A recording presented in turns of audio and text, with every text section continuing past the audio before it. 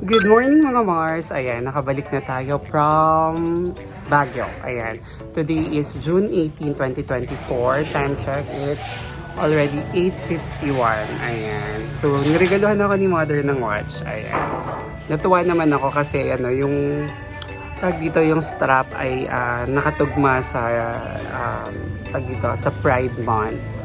Ayan, so ipapakita ko sa inyo yung update kung ano na yung nangyayari dito sa bahay. Halos tapos na yung kisame ng sala at saka ng kitchen. Wala lang pa yung sa kwarto at saka yung sa CR. Yung sa CR kasi wala pa rin siyang, pakita ko na nga lang sa inyo, wala pang flooring. Ayun, so papakita ko sa inyo.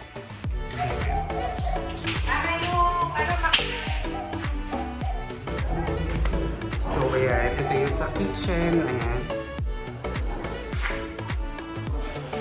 Tapos ito yung nakaporma para sa lababo. Ito yung CR. Wala pa rin siyang kisame. Pero malapit na rin naman. Ayan, si Kuya Taboboy. Dyan.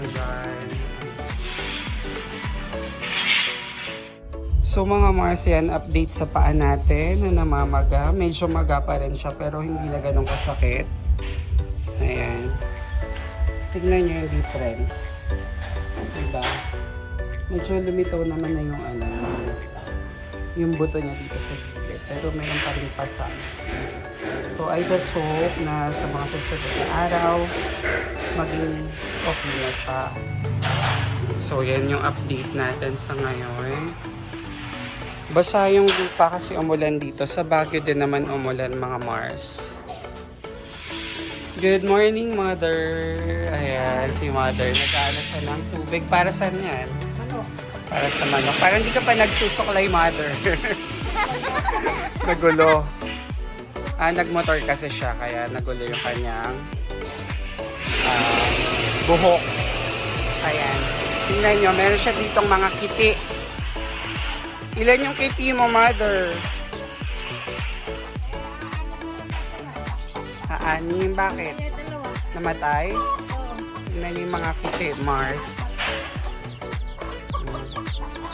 Yun lang libangan ni Mother, yung mga na yan, mga manok, bibe. Diba nakita niya naman sa mga vlogs natin dati? Ha? Ipapatag mo na. Ba't nga ba ganyan?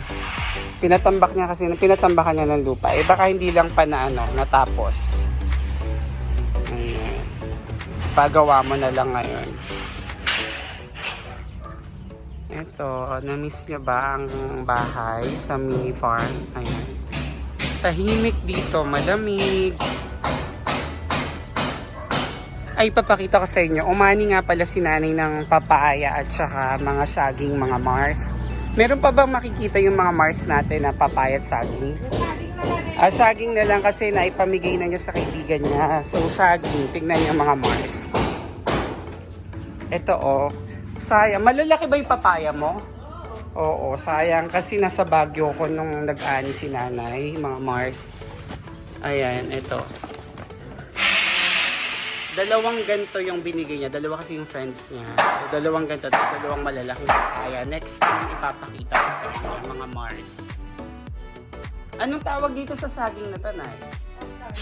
Oo, yun. Tordan daw. Tordan dito sa amin sa Bulacan. Dito sa San Ildefonso. Sa inyo, anong tawag dito? Please comment down below, mga Mars.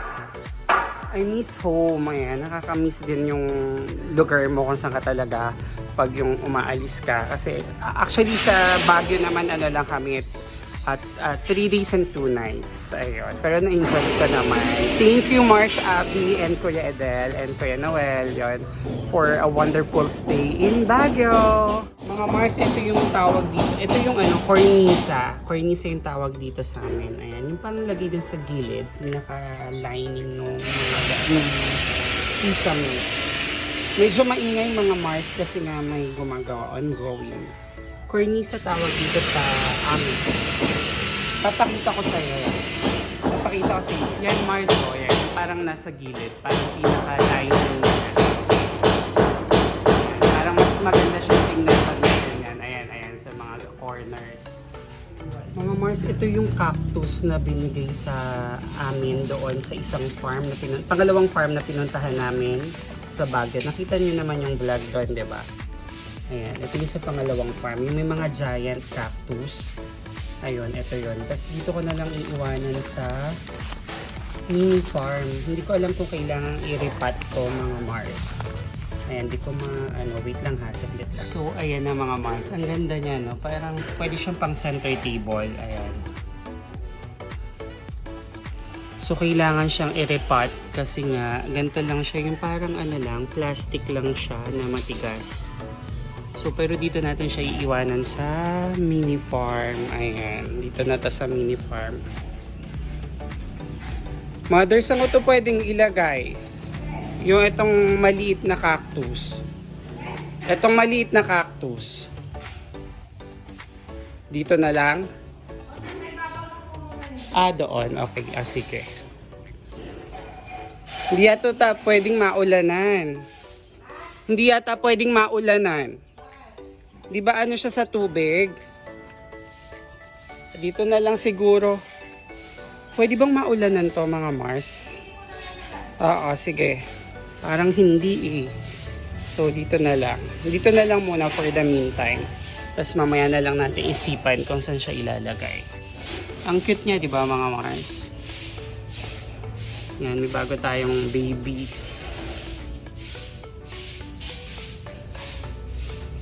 Mga Mars, sumilip tayo kung paano sila maglagay ng frame para sa kisame dito sa kwarto. Umikot ako dito kasi makakasagabal ako sa kanila. Pag doon tayo sa pinto, sumilip. So, dito tayo. Ayan. Careful lang. Baka mapilayan ulit. Ayan. Ganyan nila ginagawa. Yung paglalagay ng pinaka frame ng kisame. Binubutan nila. Ayan. Ayan o.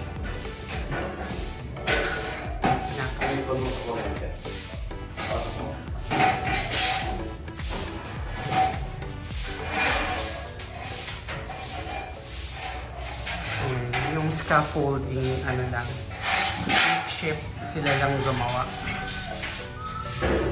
Ayan.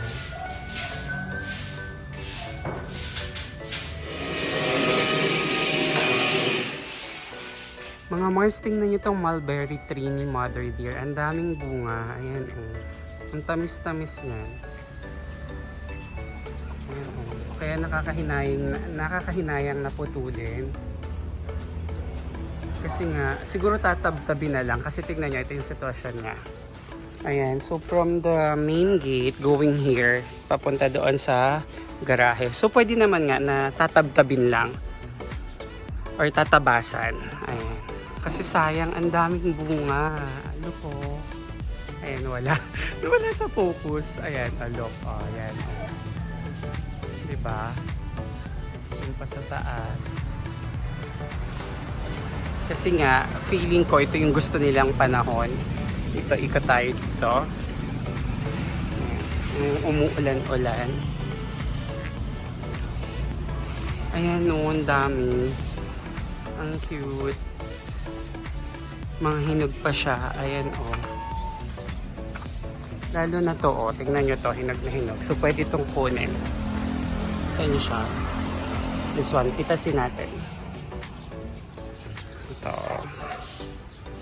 So, kumain tayo ng fresh mulberry. Ayan. From nanay. Hindi ito, kamis to. Sa kabila yung mulberry. Ito. This one. Look. Ito. That one.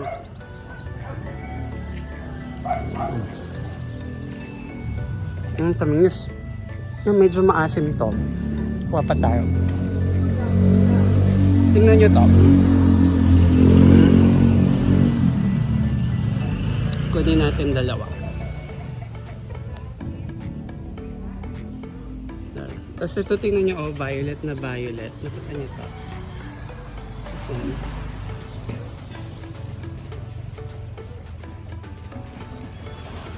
diba? May libreng mulberry. May berries tayo dito sa bakuran sa mini farm. Look, oh. Look at that, mga Mars, diba? Oh. Ayan. So, bibigay natin si Mother Dear. May tinapay doon. Mother Dear.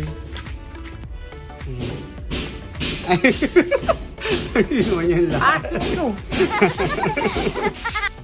Gutom na, hindi man lang niya ginahandahan. Gago ka. 1 hour later. Mga Mars, umuwi ako dun sa bahay. Punuha ko tong peanut brittle para dun sa workers.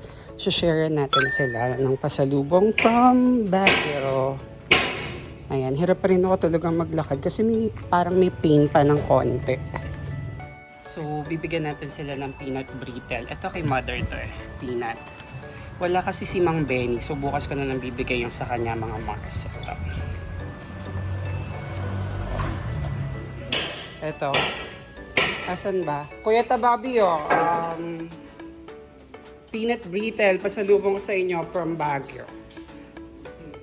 Tigi-isa kayo. Kay Ma'am Benny, bukas na lang, wala siya. Asan ba sila dyan? Ayan, Janelle, peanut brittle, galing Baguio. Dyan.